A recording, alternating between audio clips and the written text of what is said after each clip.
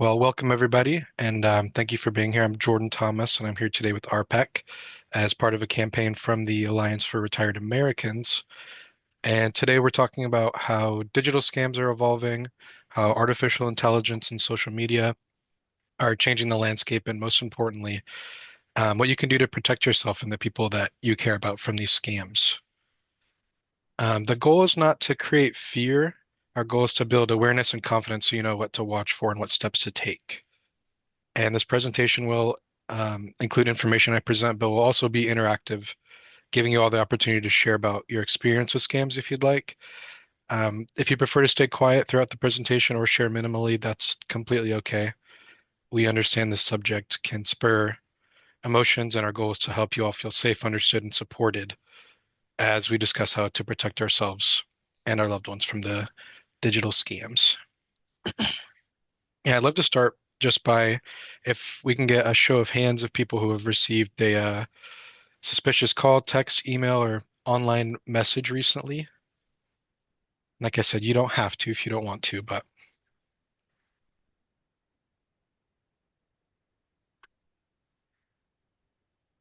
yeah, they're everywhere.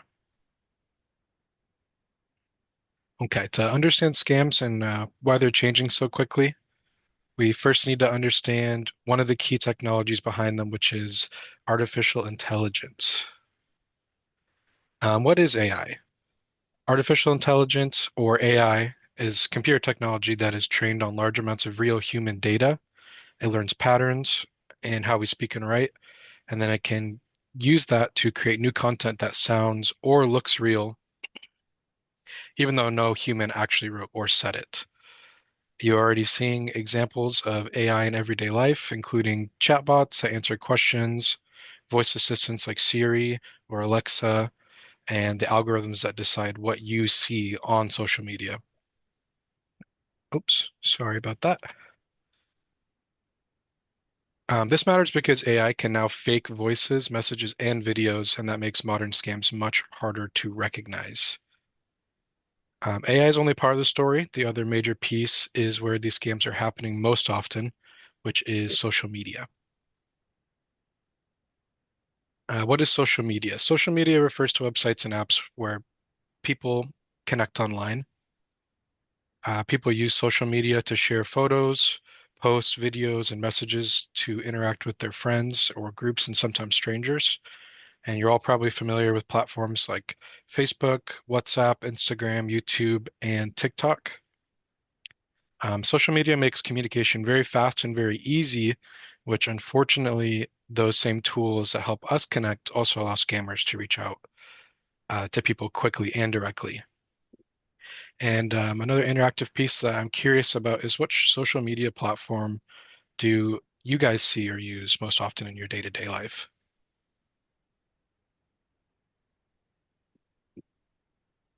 Book, Discord, um, next door. There's a couple others.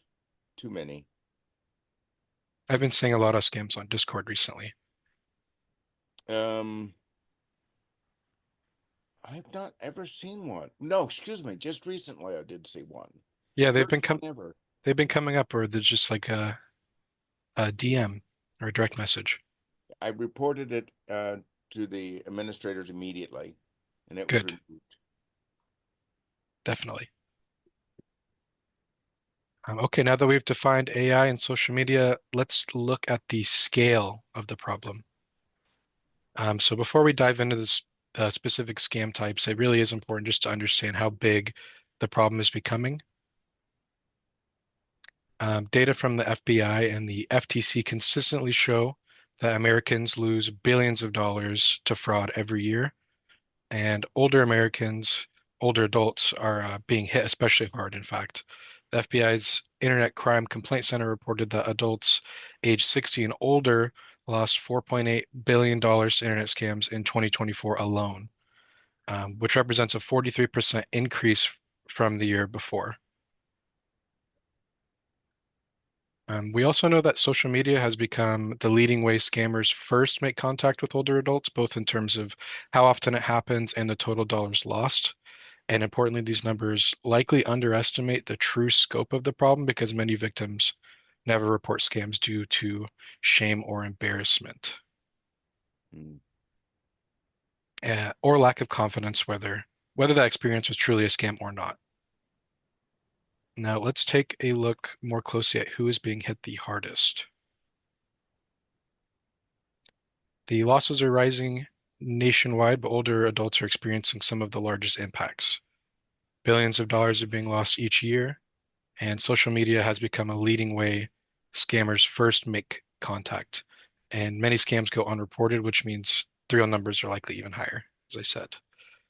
And this raises an important question. Why are older adults being targeted so aggressively?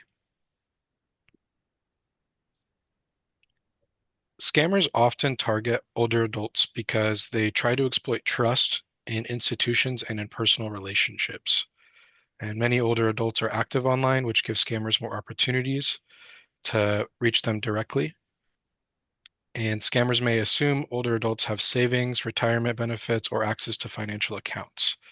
And these scams are carefully designed to trigger normal human emotions like urgency, fear, and trust.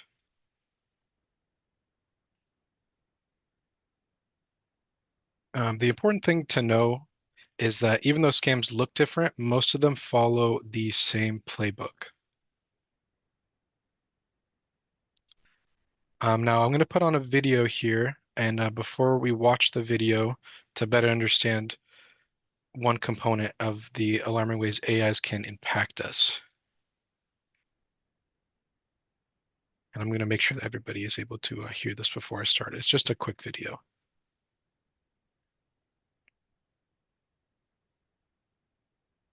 Social media is now deemed the golden goose for Is everyone able scammers, to hear topping this? texts, phone calls, and Yep. emails as the #1 place people are losing their money. What's the total amount of money you sent? Close to 150. 150,000. Ended up taking 42,000 total out of our banking account. 11,300. $9,400. I lost $695,000. We all could fall prey to this. These con artists are professionals. They are professionals. Listen carefully. Hi there, I'm Jody. So, you're listening to me right now because the producer of this video wants to demonstrate the potential of voice cloning. Of course, what you're hearing sounds like me, and it sounds sincere. It even sounds human. But tell me, is this really me? Or is this my clone? Hi there, I'm Jody. So, you're listening to me right now because the producer of this video wants to demonstrate the potential of voice cloning. Of course, what you're hearing sounds like me, and it sounds sincere. It even sounds human. But tell me, is this really me, or is this my clone? Can you detect any difference? One of those voices was generated by artificial intelligence. Hi, Grammy. It's Jody. Gosh, I'm shaking. I was just in a car accident. I was texting and hit another driver. She's pregnant. They took her away in an ambulance. Really, I need your help. And please don't call Mom. Hold on, I'm on the lawyer's phone. Grammy, please talk to him. With just a short sample of audio, often pulled from public sources, a scammer can use artificial intelligence to replicate a person's voice.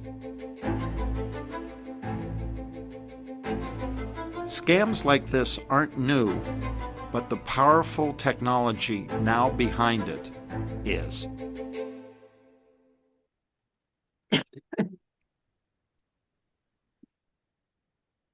Little disturbing, to say the least, but are there any thoughts or feelings that come up after watching that video? I wish I had that much to lose, but Yeah, no, I was called, I think it was just a regular human person, but the more they were, I thought it was like from a medical center that I was familiar with. So that's why I answered the call. Otherwise, I don't answer calls unless I know who they are. And I figure if it's important, they'll leave a message. But yeah, that was, anyway, they ended up, well, I didn't agree to anything. They sent me a back brace that I didn't need. That's a good way to handle that, though. If it was really important, they would call you back. And I'll touch on later that, there's technology now where they can replicate phone numbers that you would recognize. In reality, it might not even be them. Susan. Yeah, my thoughts about that is, like it always has been, why can't these people, and I know this is a very rhetorical question, but why can't these people who are so intelligent, so professional, use this for good? Because, money can be made through AI in a lot of ways. And so I've never understood that drive that causes some people to just get I don't get it. I just don't get it. And that's my reaction. It angers me. They make money. I totally agree. Yeah. Right. But they can make money in other ways too with that kind of intelligence and that kind of if you want to call it the creativity of it, they can make a ton of money. And I don't, yeah, I'm going to stop talking because, like I said, I just don't understand it because there's lots of ways to make money and lots of ways to help people. Without targeting people who are vulnerable. I totally agree. My concern was when AI started popping up, is it was evil, evil, evil, mainly from the artist community that I work with, and um, professional or intellectual property being stolen or generated. Yeah. And then I was taken aside by a friend much smarter than me and said, AI is just a tool. A hammer is a tool. You can commit a crime with a hammer.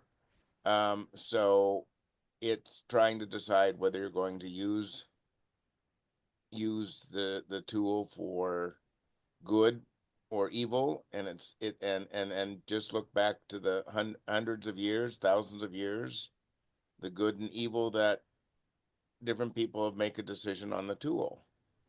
So that made me feel a little bit better, easier to deal with. And I've played with AI and a little bit, and it's okay, but there are evil people out there. That Yes, it could definitely be a useful tool in the right hands and if given the right context. Unfortunately, there are those evil people.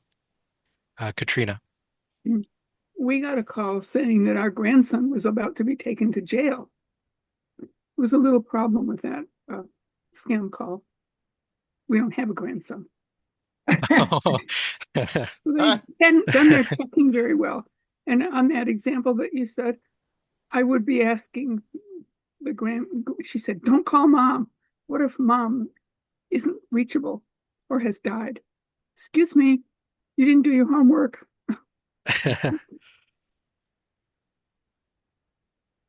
All right, Martin, did you have something to add? Yeah, I think what I've heard is a lot of these are basically like they're sometimes teenagers working in sweatshops in Southeast Asia, and they are working for pennies to try to snag people with these scams. Uh, yeah, and it's anyway, I feel bad for them, certainly not for the people who are the slave drivers running them. Agreed. So we got one more question up from Brenda. Thanks, Jordan.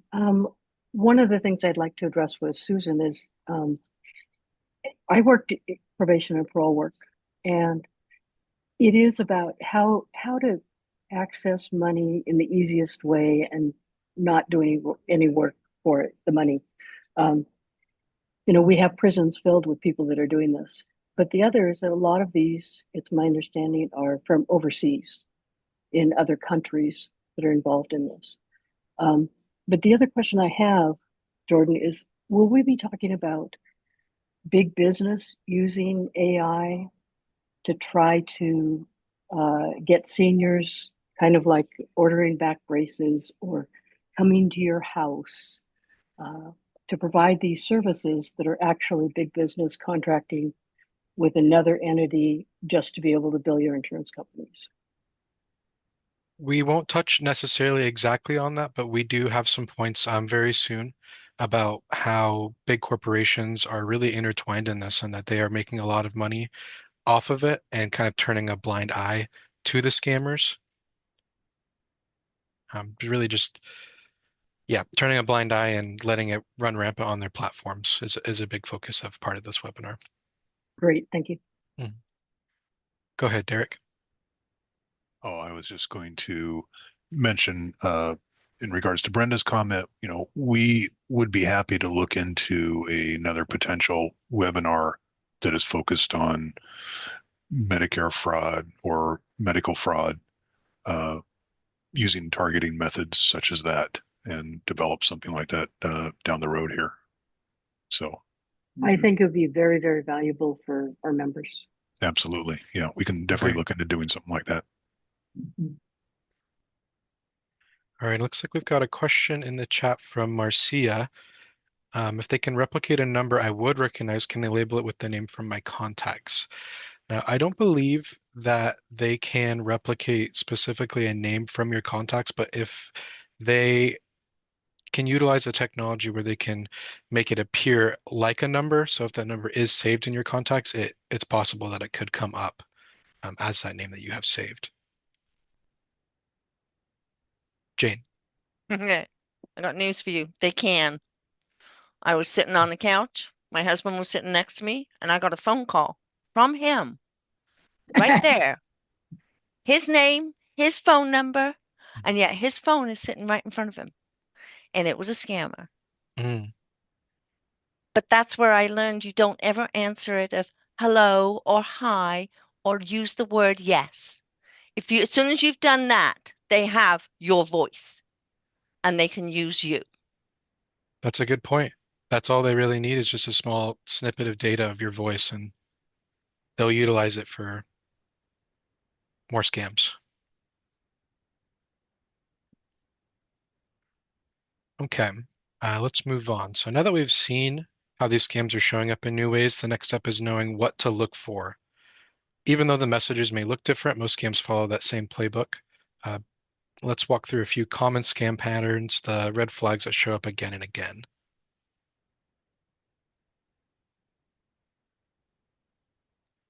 It's helpful to recognize the patterns that exist across all scams, not just those focused on AI and social media. First, they like to pretend to be someone that you trust. That might be your bank, Medicare, a government agency, or even a loved one. And second, they create urgency or fear. They might say you owe money, your accounts have been hacked, or there's a legal problem that must be fixed immediately. And they often pressure you to act quickly and discourage verification. They don't want you to hang up and call your bank directly, and they do not want you to talk to a family member. And some will even tell you to keep it a secret. Another common pattern is unsolicited contact. Now think about how rarely your bank or Medicare contacts you unexpectedly. Scammers will rely on that surprise factor. And finally, if something sounds too good to be true, it probably is. Free prizes, miracle investments, unexpected refunds, these are all classic hooks. And all these tactics play on normal human emotions like fear, trust, excitement, and love. Many scammers are very skilled at what they do. And once you learn to recognize these patterns, you will be better prepared to protect yourself, even when the scam looks different on the surface. The details may change across different types of scam, but these tactics are usually the same. So let's take a look at a couple of real examples and see what stands out. Take a moment just to read this message And as you look at this, what concerns you about the message? Medicare won't call you like that. Right. They won't contact you by phone. They want you to have your account information. If they don't already know it, why should they be asking you? Exactly. Pressuring, um, yeah, asking for information that they should have readily available. It's completely unsolicited. Suspension of benefits, fear, that Yep, the big pressure and fear. fear.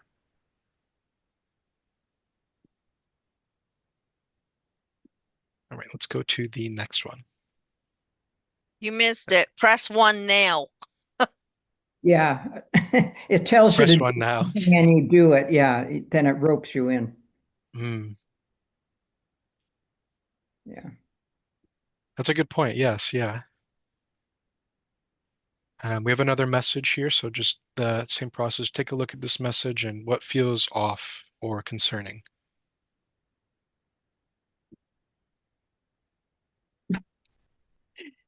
Everything. Every word. Pressure, but Facebook never contacts you. right. Mm-hmm. Who is Facebook? This is Facebook's profiles safety department. Mm. That just made me giggle. It's good that you guys have that reaction because that means that you're already aware and can understand just by looking at it. You know, that's really important just to be able to identify these sorts of things. Like I said, they're always kind of playing by the same playbook. Whether the format is a little different, it's really about the unsolicited message, urgency, pressure, um, saying that they are someone that they're not, and encouragement to use like links or press one in that last example. Now, let's take a look at some of the most common scam types we're seeing today. In one example, grandparent scams. And in grandparent scams, criminals use social media and AI voice cloning to copy a grandchild's voice. They will then call a grandparent with a panicked emergency story and request money quickly. The goal is to create fear and urgency so the person sends money before actually verifying or talking to anybody else. And how are they gathering or harvesting that child's voice? From what, a little vacation video you've posted, or It could be if and we'll touch a little bit more on a couple slides, but if you have like let's say your profile is completely public and there are voice recordings that they can access, that's what they're utilizing to um, clone those voices. Okay. And we already had a real world example here in the call. They didn't do the research because they didn't realize that there was no grandson involved. But another real world example of this, there was a California senior that was swindled out of $25,000 by scammers using an AI voice mimicking his son to make him believe his loved ones were involved in a horrible accident and needed money to be bailed out of jail. The scammers posing as his sons, and later even a lawyer demanded two separate payments to be delivered via an Uber driver. Can I speak? Yes, for sure. Okay, That's it. yes, I have a cousin that I have traveled with. She went home tired from the trip we took, and somebody contacted her, and you would never guess this person would do this, but she took 5,000 out of the bank, and the bank was saying, "What is this for?" Because she's small town in Maine, right? They know her. And she said, "Well, my son needs it." But she had gotten a call or even internet, and she had to do something with Bitcoin. I have no idea what it was, but she was feeding a machine. And then she sat down and realized that she'd been taken, and she told all of us so that we'd watch for that. And another friend, this thing about not having a grandchild, she got, and there's a point of all this, she got the call from the grandson, "I'm in jail." And she went to the neighbor and said, "Please take me to the bank because she was too nervous to drive. And thank goodness, because he said, well, call your grandson. So she called him and he was in study hall, you Ah, know. But the thing is, people are so vulnerable. So we're listening mhm. to this, and I'm glad for this, and I'll do it again. But there are people like my brother that are so vulnerable. Their mind isn't totally there the way it was when they were young. And so I think that's some of what's going on is people that um, just aren't in as good a shape in many ways. And they fall for it because they're lonely. Nobody calls them, that sort of thing. And so I take care of him at a distance. But yeah, so I get calls too. And I hang up without saying anything because I know they record the voice. Okay, that's That's all. smart. And it's good to look out for one another. Like you said, I mean, really, that's their demographic is they're trying to target people who are vulnerable, take advantage of them, get a quick buck. Yeah. Um, and touch on a little bit some of the details in your story there is that Bitcoin is a very common scam of a different way to try and get money so that way it can't be traced because it's a cryptocurrency and they actually have ATMs available nowadays. You can just walk in, put your money in from your bank, and it becomes this untraceable digital currency that they'll use. Mm. Okay, let's move on to the next one, which is another very common category, which is impersonation scams. And government impersonation scams. Criminals will create fake pages or send unsolicited messages pretending to be agencies like the IRS or Social Security. They often threaten consequences to create fear, like you'll go to jail, things like that of that nature. And the goal is usually to obtain money or sensitive personal information. Recent FTC data shows a more than four-fold increase since 2020 in reports from older adults who say they lost 10,000 or more from government impersonation scams. Mm. Go ahead, Martin. Um, I was at a meeting last night and we heard from a couple of state representatives who said that one of them mentioned that I don't remember whether it was passed or if they're hoping to pass. It's a legislation to require banks when someone comes in with they're asking for a large withdrawal that the banks would be required to flag that and and put a hold on that until this is verified to prevent that kind of scam, which I think is nice. That sounds like a great measure. Mm-hmm. Go ahead, Jane. Jordan, okay. Mm. As far as that goes with regards to the large withdrawals, they're already flagging anything that is 10,000 and above, but that's mostly flagged for the IRS. The Mm. problem here is that now the banks are getting used to the idea of having to flag slightly lower amounts like 5,000 to 10,000 and actually ask a few more questions with regards to what the money is for when you go in. And it's it's working to a degree, but a lot of the credit unions and a lot of the financial institutions won't even ask anything unless it's above $10,000. Mm.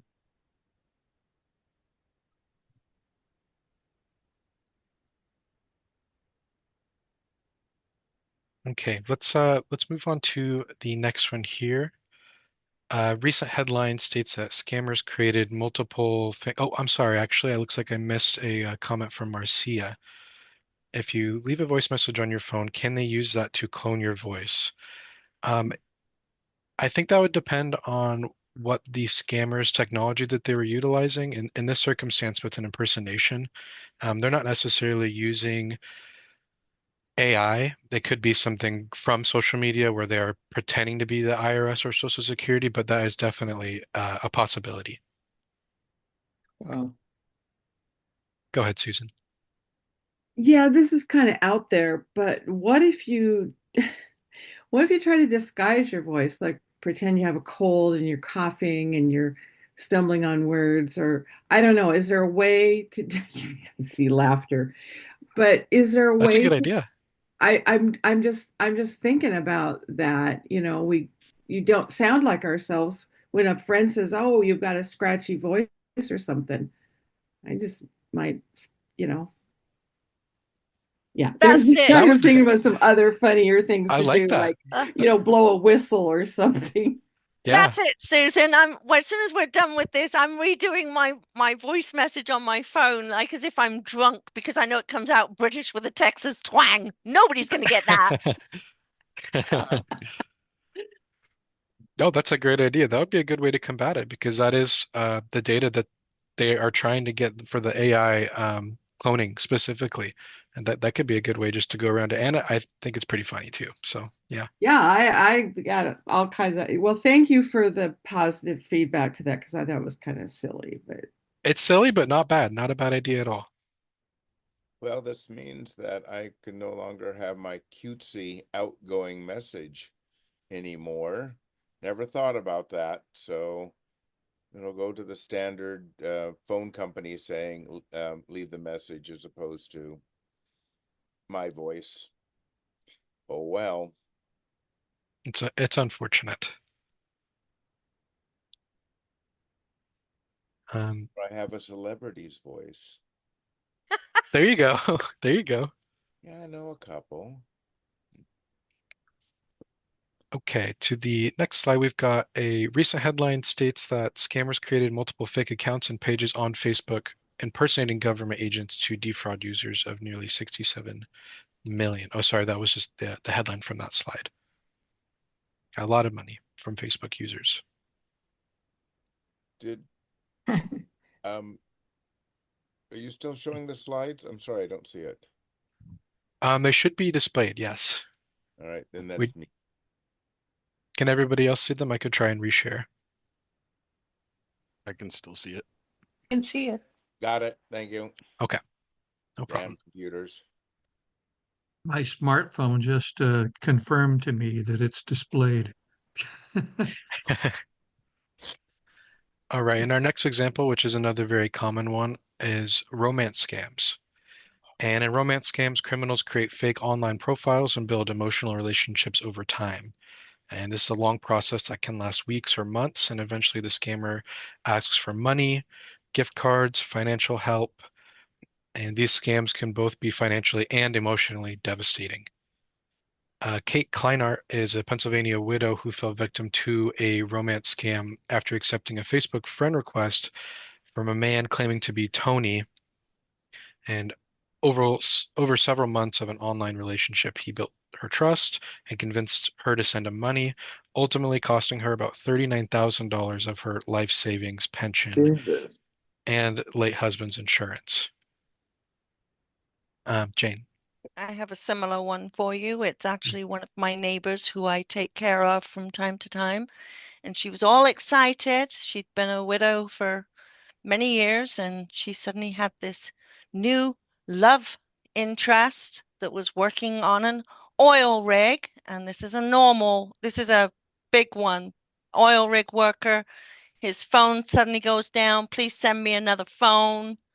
Please send me money in order to prepay the phone, stuff like that. I got a hold of the information on it, and between myself and a friend of mine, we did some digging around. And I went back to her about 24 hours later and I gave her a nice little dossier on who it was that she was really dealing with. And it was this rather nasty looking person who was sitting in a prison jail. Wow. And she'd lost what? Only a couple of thousand, but it was headed for more. And she was determined that she was going to go ahead and marry him and this, that, and the other. Not real, but the oil workers are a regular scam one too. And loneliness plays a role. I've got a comment from Susan that we're on AI right now. And just to put you at ease, we are not in danger here. The AI that is actually used for this is just a transcription. So it's not going to store our voices, although this meeting or this presentation is recorded and will be put on our website. It's not utilizing AI in any way to take any of your voice data or even any of the text conversations. Um, and share that with any scammers. Okay, let's move on to the next slide, some health-related scams. In health scams, criminals use social media ads to promote fake cures, benefits, fraudulent products. They could also be promoting real cures, benefits, or products through fraudulent means or illegitimate providers.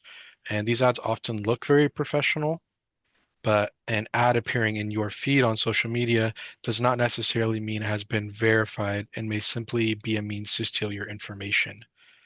A recent example is shown on this slide. Facebook pages are running ads featuring deepfakes or AI clones of Elon Musk to sell sketchy supplements. Oh, okay. I've lost the picture. I don't know. I got a phone call on my cell phone and now I'm looking at it. It just says Zoom. Am I on there? You should be able to see, I'm not sure if it looks similar to the desktop version on mobile, but you should be able to see a screen share. Oh, I'm having to rejoin. I'm putting allow scam buyers. Oh, okay. All right. Perfect. Okay, and I've got a question from Stephen. Yeah, I just wanted to bring up that even somewhere somebody has gotten a hold of things from RPEC, and I have gotten some emails. Uh, uh, I thought from Claire Oliver, and it was somebody wanting me to do something to help Claire. And I had the same scam a couple of years ago.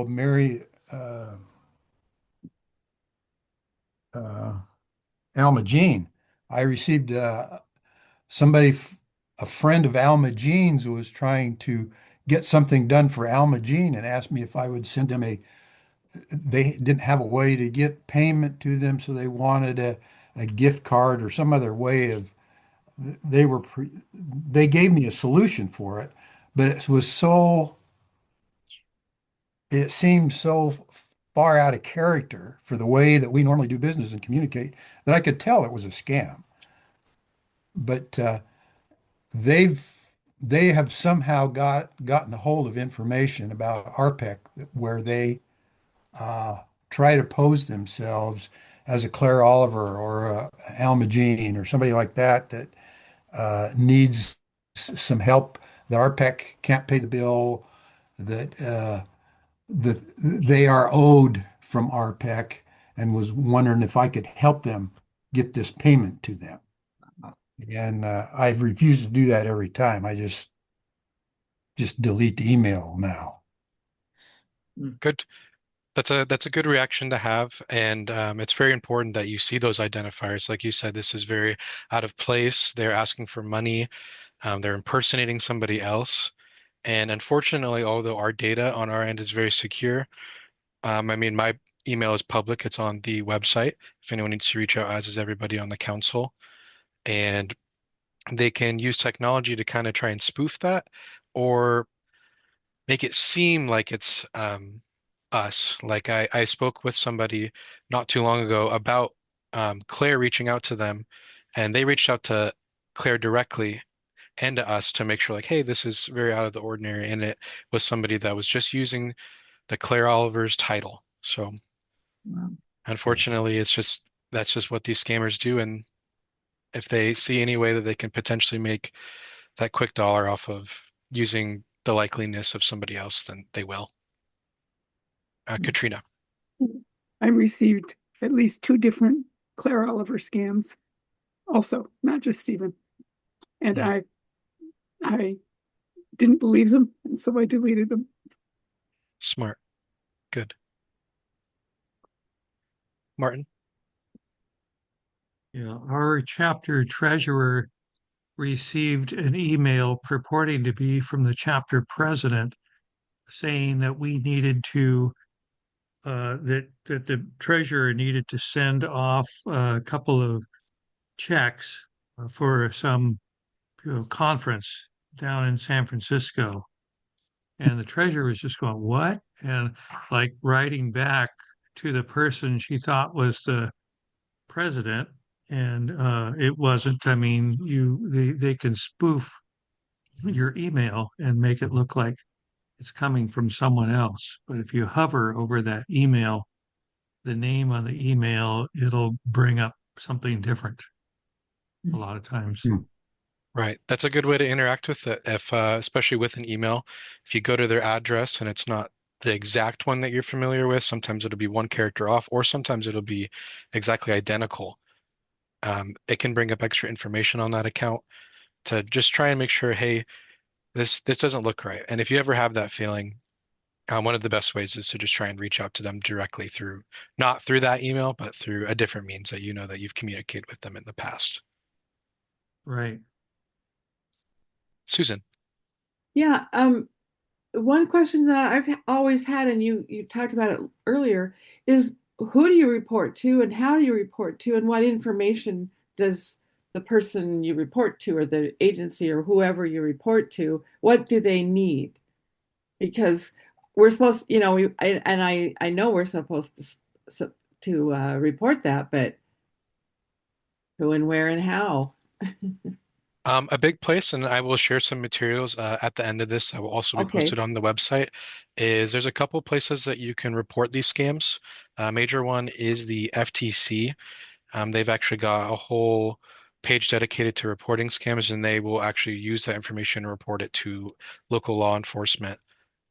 Um, and whatever else they do, I'm sure they will use it to try and instill some preventative measures, and just keep people aware. And that'll all be provided at the end. Okay, thank you. Is the FTE working at the federal level to the interests of FTC, working to the level of protecting the consumers anymore? They should be, yes. From my knowledge, that is like one of the best places to report these scams is to the FTC. So, yes. Katrina. I wonder if there are any other Costco members who have been receiving fake ads to get a new, what is it, a cart that will help you carry your groceries back to the store, or from the AAA to get a special thing to put in the back of your car to hold groceries. When I hover over the Costco return address, it always turns up somebody's name. Weird combination of name. And I always delete those. But I don't, is that something I should report to, and to whom? FTC? The FTC, and there will be a link provided, which will be very easy, just to report exactly what had happened, and they'll make sure to use that information to spread awareness. I personally have not gotten any of those, although that would be fantastic to have a cart that brings it to my car and goes all the way back, so you don't have to bring it to the stall. There's a couple other avenues too. There will be a thing and provided at the end some materials. And all these stories that you guys are sharing are all great too. There'll be a form if you're willing to share the story. A big part of this campaign is actually to try and gather stories from people who have experienced these scams in real time to tell our legislature, hey, we need some more consumer protection acts in place so they can't run rampant, like these ads that you might see on social media or directly solicited towards you. So I get emails that say you have to sign the new terms and conditions, and they come from different outfits I'm connected to.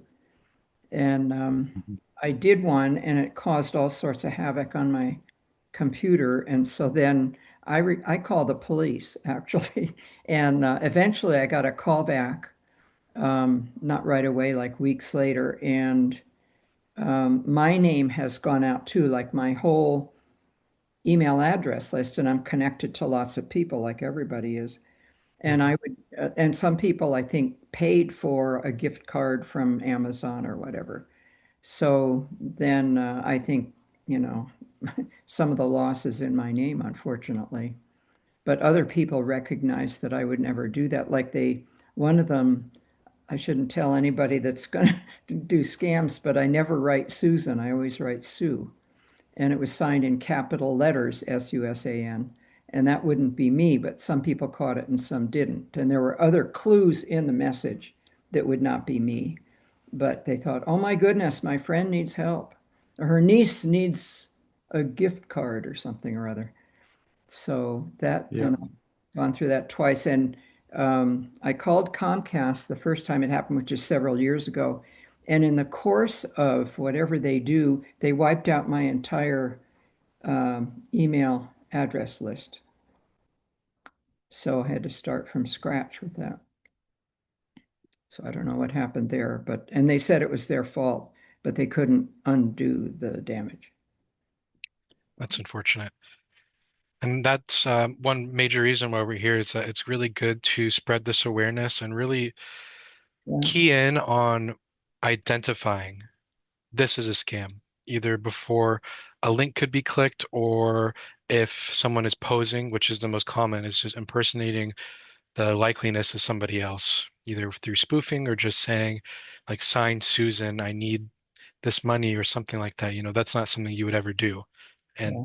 getting that across to everyone and just spreading that awareness to showing, hey, this is something that you should look out for because it's just going to become more and more prevalent is important. So thank you for sharing. Let's move on to the next slide. AI is supersizing the problem. AI makes scams faster to create. It makes the messages now look more professional. The voices and videos can be faked, as we've seen, and scammers can target more people at once. This is why today's scams can feel more convincing than scams from even a few years ago. Social media is just the other major piece that allows these scams to be spread. Social media's role in enabling scams. There's friend requests from strangers that can open the door to scams. Criminals often send unsolicited friend requests to social media users. Once they accept it, they can abuse implied trust to push that fraudulent content. Direct messaging can be used by criminals to send unsolicited direct messages to lure users into a conversation, build a rapport, and then again push that fraudulent content. And scam ads can appear directly in your feed through recommendations and targeted advertising.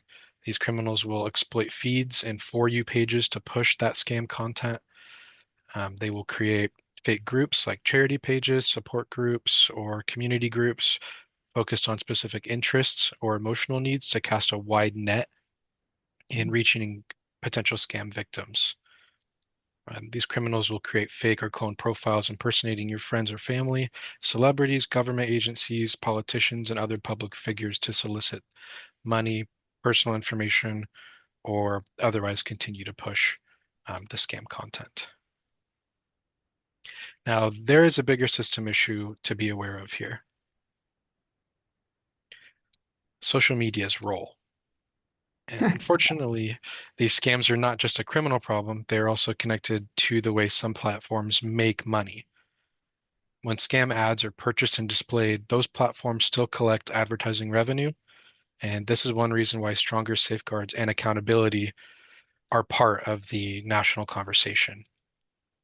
So the question you may be starting to ask is not just how these scams happen, but who is benefiting when they do.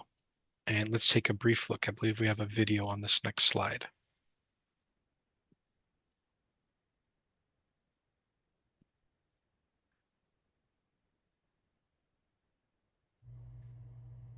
Who is profiting? Professional scam networks operate at scale, 24/7, worldwide, reaching millions at once with automation, data, and technology.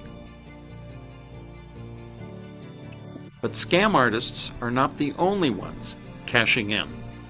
A Reuters investigation found that major social platforms reap a significant share of their income from the advertising placed and paid for by scammers. In fact, according to CNBC, Meta projected nearly 10% of its 2024 total sales came from scam and fraud-related advertising. That amounts to billions in annual revenue. United States Senators Josh Hawley of Missouri and Richard Blumenthal of Connecticut are calling for an investigation. They wrote, Meta's central facilitating role in scams against consumers is unprecedented. By its own employees' assessment, Meta was involved in 1/3 of all successful scams in the US and was unmatched by other big tech platforms. The senators say if the FTC and SEC can verify the Reuters report, Meta should be forced to give up all profits from those ads, pay civil penalties, hold individual executives accountable, and enter into a binding agreement that would require the company to end scam ads. Consumer watchdogs have also taken notice. Consumer Reports has called on the Federal Trade Commission and state attorneys general for enforcement action, citing widespread scam advertising and ongoing harm to consumers. The question now is not whether scams are profitable, just who is benefiting and who is accountable. Join us and learn how you can help at retiredamericans.org.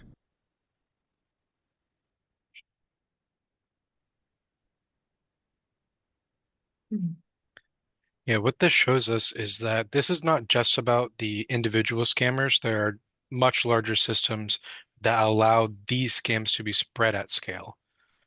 But the good news is that there are still very clear steps each of us can take right now to protect ourselves and our families. We've covered the how and the why, real scams, AI tools that accelerate them, social media platforms that enable them, and the fact that these scams create real financial incentives. However, the campaign isn't just about awareness, it's about action. So now we're going to take focus on how we take our power back, protecting ourselves day to day and working together to demand better protections and accountability. To protect yourself and your family. These are the core safety messages for the online scams we've discussed today. They are non-negotiable and are essential to protecting your emotional, financial, and even potentially physical safety. No matter what fraud or scam trend emerges, scammers rely on confusion and quick reactions. So use these tips to be prepared to make cautious, informed decisions. Importantly, is to slow down, pause, and make an intentional decision. Don't give in to the fear. Verify the sources independently. This is something that they'll ask you not to do quite frequently. This might mean either looking up the official phone number or email address for the source, or double checking the names, the titles, URLs, the email address. So many details can be spoofed or faked these days, but it's one additional way to try and confirm legitimacy. And of course, never share your personal or financial information. Scammers will often ask for you to confirm your identity by sharing personal information, but government agencies like Social Security will never call unexpectedly and request that you confirm your identity. It's always important to talk to someone you trust before going through with something. In the case that you've already made it down halfway through a request or something, and like we spoke about a little bit earlier, giving a call because they're too scared to drive over to make a withdrawal, that person put into perspective. Well, let's call the person that they're trying to convey that they are. And lastly, just recently I learned that I feel like this is a great strategy, is to create a family password, especially with the cloned voices and the AI, having just like a special key phrase with somebody that you trust, or with your family specifically, because more than likely that's who they'll be targeting and trying to be cloning or portraying themselves as. If they don't know that password, then that's not them. So overall, just to remember that these scams are sophisticated and intentional. They are highly skilled to play on natural human emotion. And being targeted is not a failure, and neither is falling for any of these types of scams.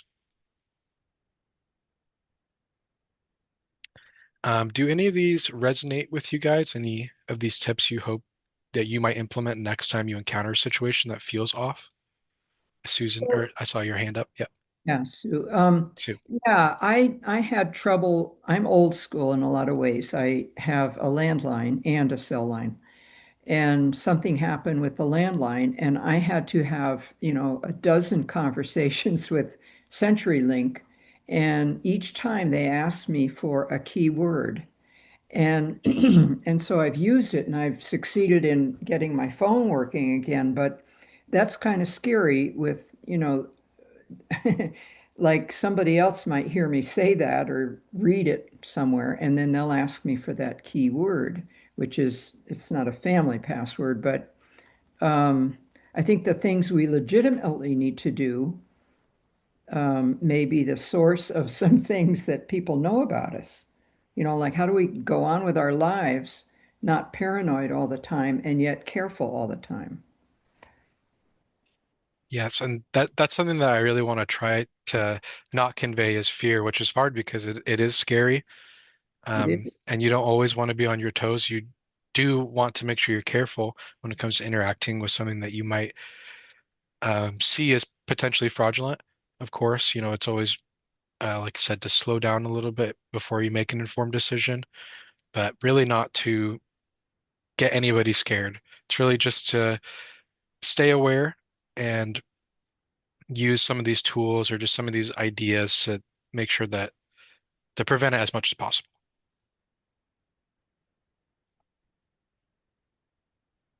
The next slide that I'll provide is some information on just how to fight back. Protecting ourselves is not always enough, but we have to demand now, while it's becoming more and more prevalent, to change the systems that allow this to happen. Why it's necessary is that education helps, but it is not enough. Education is one of our strongest tools, and everything we talked about today can help you and your loved ones stay safer. But the reality is that education alone cannot stop scams that are happening at such a large scale, especially when they're organized, well-funded, and constantly adapting. So while awareness is essential and critical, it cannot be the only line of defense. Technology companies must do more to stop these scams. Technology companies play a major role in how these scams are spread. They're the same systems that allow people to connect quickly, that also allow the scammers to reach thousands of people in a very short time. That's why many advocates are calling for stronger safety protections built directly into these platforms so scams are harder to launch and easier to stop. Including lawmakers, they need to strengthen the protections. There's an important role for policymakers. We need stronger protections, clearer rules, better enforcement to help reduce the number of scams reaching consumers in the first place. And this is not about stopping innovation, it is about making sure safety keeps pace with the technology around us. And we believe that older adults' voices can drive change. It's one of the most powerful things in conversation is your own personal voice. When older adults share their experiences and speak up about what they are seeing, decision makers will pay attention, and your stories can help put a human face on the issue and help drive a meaningful change. So while protecting ourselves day to day is essential, there are more ways each of us can help push for safer systems overall. Hopefully stop the feeling of having to be scared and tiptoe all the time. So let's talk about one of the most powerful ways to do that. As we mentioned, education is essential, but the stronger system protections matter. So these are examples of policy solutions that experts and advocates across the country are discussing right now. Protect states' ability to set AI safeguards. This is one important issue that makes sure states can continue to put reasonable safeguards in place around AI. Many states are actively working on consumer protections, and advocates want to ensure those efforts can continue. Building stronger safety features into the platforms. It's another key focus is building safety features directly into social media platforms. In other words, making scams harder to launch and easier to detect before they ever reach the consumer. Increasing the transparency for online ads. Advocates are also calling for greater transparency around online advertising, includes the stronger verification of advertisers, clear visibility into who is paying for the ads that we all see in our feeds. improved data sharing to stop the fraudulent networks. There's discussion about improving responsible data sharing between platforms, regulators, and law enforcement. And the goal is to identify these large networks sooner to stop them. Support restitution for scam victims. Finally, many groups are discussing ways to better support the victims who have lost money to scams. That could include stronger restitution approaches so people are not left carrying the full burden when fraud scams occur. So while many of these solutions I just mentioned will take time, there is something powerful that individuals can do right now to help move this forward. And that is to contact your representatives. This is one of the ways that you can help to share your story. Like I said, really, I feel like the stories that we shared today and your voice matched with who you are can help show that this is happening and it's happening a lot. So if you or someone you know has been a target of a scammer, please let us know, either directly or by scanning this QR code. If you reach out to us, I can of course send you a link to the Retired Americans page. This is just a link here that will have a letter that you can send out directly to legislature. And this will be provided on the website as well. Storytelling is our best tool for advocacy and is a central part of humanizing the issue. This is why one of the most important aspects of today's presentation and our campaign overall is pushing awareness and stories. And this change cannot be made without individual stories being shared. And know that we will never share your information or your story without your permission. Brenda. Yeah, thank you. I know this is a little bit off of topic, but I know a number of people that work in the IT world and are we've had lengthy discussions about AI. And one of the things that they brought up that I think is really important when we talk with our legislative people in office is that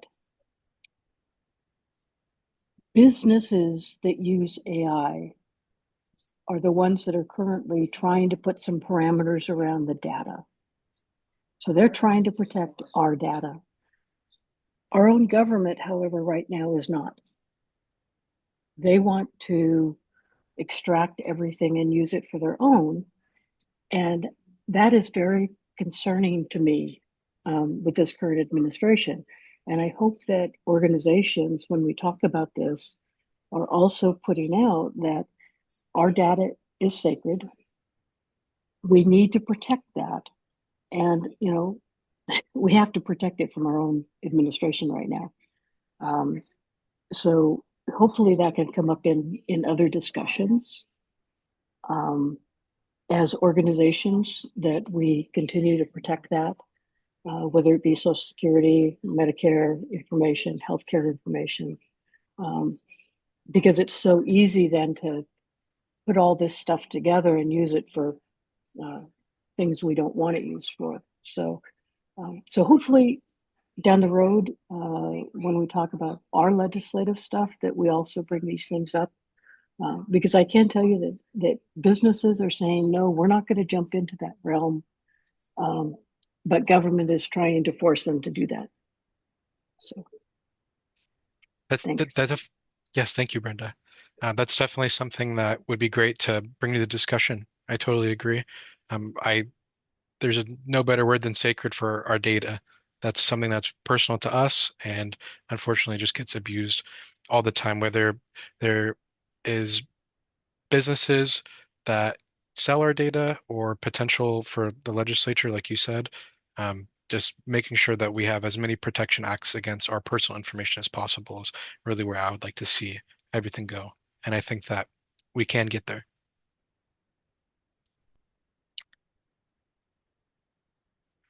I've got a couple questions here. So I've got one from Sue. I don't know of any state or federal bills we can ask representatives to support at the moment, but I will definitely look into that and I will provide that information on the website. Yes, that's a good question. Okay. And let's go on to the next slide. Reporting scams. This one, oh, sorry, I did not click over to the next slide. The contacting the representatives, we spoke on that already. But this is a QR code that brings you directly there. There's some examples here of things that you can say, encouraging them to support stronger consumer protections that help prevent scams before they reach people. Many protections are already being discussed at the state and federal levels. And you can simply just start by letting your elected leaders know that protecting people from these scams is important to you and your community.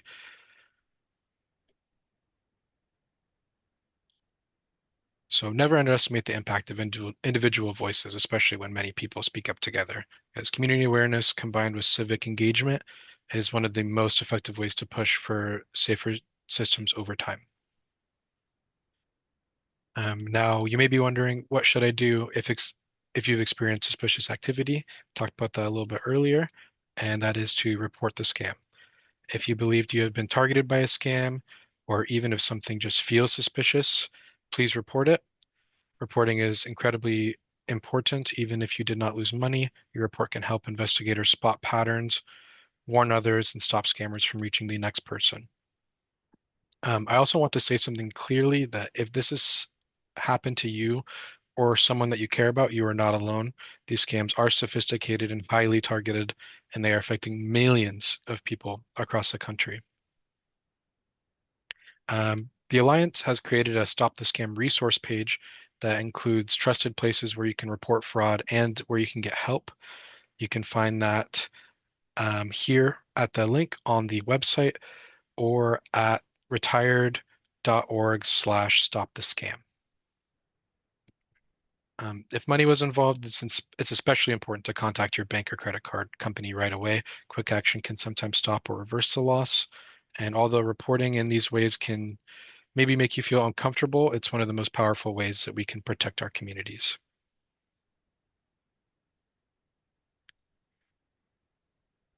We've got a couple questions here. One from Sue, will this topic be used at convention info given out? We can definitely consider that. I'm not exactly sure on the exact schedule, but I think that would be great to have this more information readily available as much as possible. So definitely keep that under consideration and keep you guys updated. The bill with Senators Hawley and Blumenthal that was mentioned in the video, I don't have the exact bill that they put out on hand right now, but that's something that I will also definitely provide. Good questions.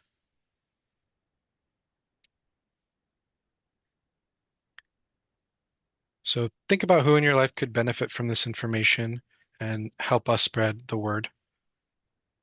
Someone who has experienced a scam, someone who might be at risk, or someone who wants to help protect others. We need trusted messengers in every community. Go ahead, Jane. I was just going to say, frequently people get notices about data hacks that a lot of their information is now out there. Some of those, when they come through, just take the time and take a look at that letter. Because a lot of them, if it's a big enough and a reputable enough company, they will be offering you free identity theft. And if that's the case, that's worthwhile. Personally, I have now had 2 of those where I have got identity theft now on all of my accounts. Paid for actually by the government on one of them because it was a big government data hack. And that has saved me personally at least a couple of times on people trying to steal my identity through a couple of these scams. And that's just been within the last 5 years. And that government hack was over 15 years ago. And they have to continue to pay for that identity theft information. You know, they pay for it, the government, it's lifetime until I die. And I'm sure that government's going to hate me for that one. But yeah, just a thought. That's great. When Yeah. you get that, take a look because some of them are actually legit and they're worth it. Go ahead, Martin.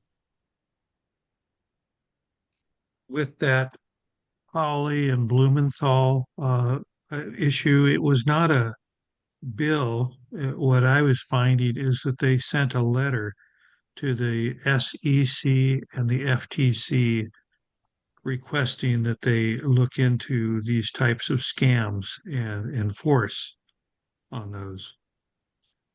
Okay, So yeah, it great. wasn't a bill. Okay, thank you for clarifying that. You're welcome.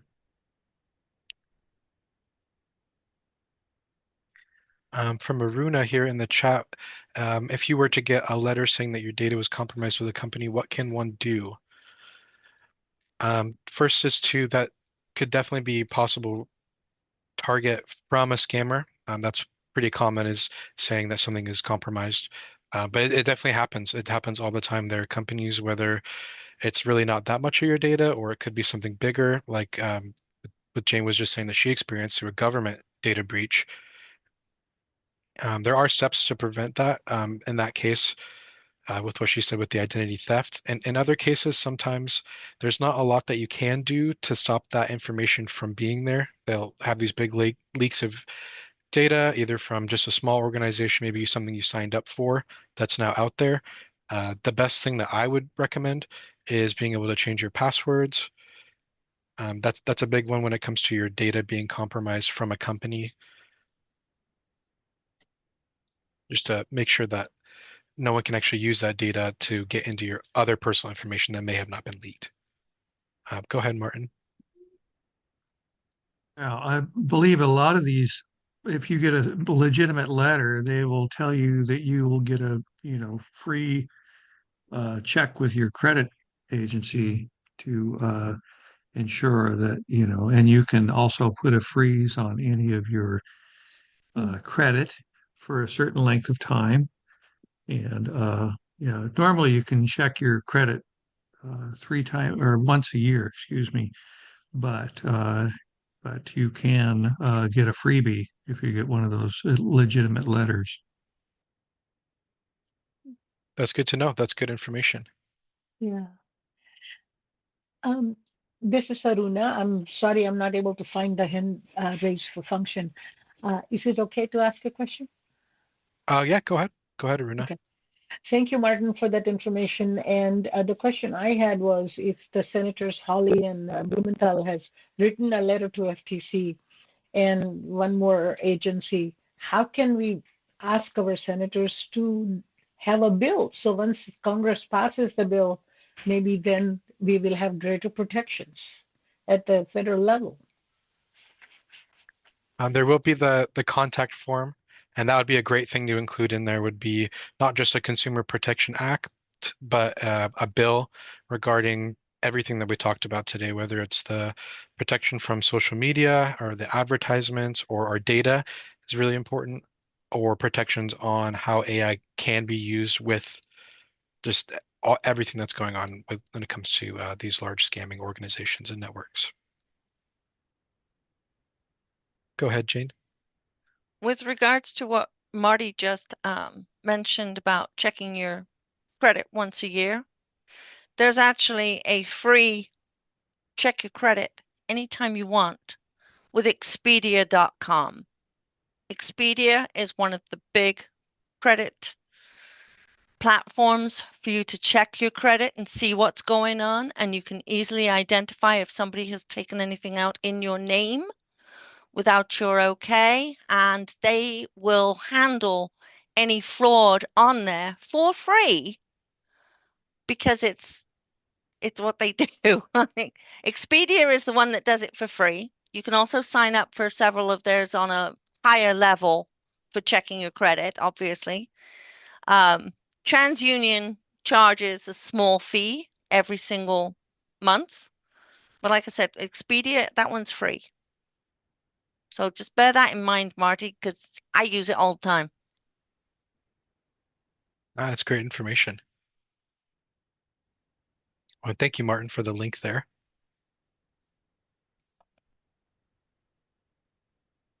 Yeah. And thanks, Jane. Okay, let's move on to the next slide. We're almost finished up here. One last thing before I go over to the questions is that in the case that you're in the area, the ARA will be hosting a town hall next month on May 28th at 10 a.m. in Seattle. And currently, I'm waiting for correspondence to see if this will be a hybrid meeting, but I'll make sure to update the webinar posts on our website once the information becomes available. And then directly after this concludes, everything will be on the website, including all the materials that I'll be sending out today. If you wanted them directly, I had a sign up sheet on the webinar post, and it's not too late to sign up if you want it directly into your inbox from me. But if not, it'll be on there. It's just information's on the how to report, information on staying up to date, being able to share your stories, all important. And with that, thank you all again for being here. I'm happy to take any other questions in case we have any closing remarks. Thank you for the presentation. Of course. Yes, I appreciate uh, Jordan. Thanks. You're a great addition to the staff there, and we appreciate hearing from you. Thank you. I have a I question. saw something. There is a bill in Congress. It's HR 7215. It's called Stop Scams Act, and it's sponsored by Representative Josh Harder from California. The Stop Scams Act 7125. Okay. Yeah. Thank you, Martin. You're welcome. Okay. Has anyone looked at what other countries are doing to stop scamming? Because we're not the only country this is happening to. I don't know for sure as far as the UK goes, but I will be reaching out to a couple of my besties and my family to find out what they're doing. I also wanted to mention one last scam that has absolutely nothing to do with AI, but I know plenty of people who have been done in by it. In our later years, we frequently end up having people coming over as caregivers. Please make sure that said caregiver is through a reputable company. I have seen many instances where people have handed over their checkbook to go get their groceries, to use their vehicles, and next thing you know, there's a couple of grand missing. Oh, So wow. please be very, very careful. We are at that age where people, if they see us being even a little bit infirm, they want to take advantage.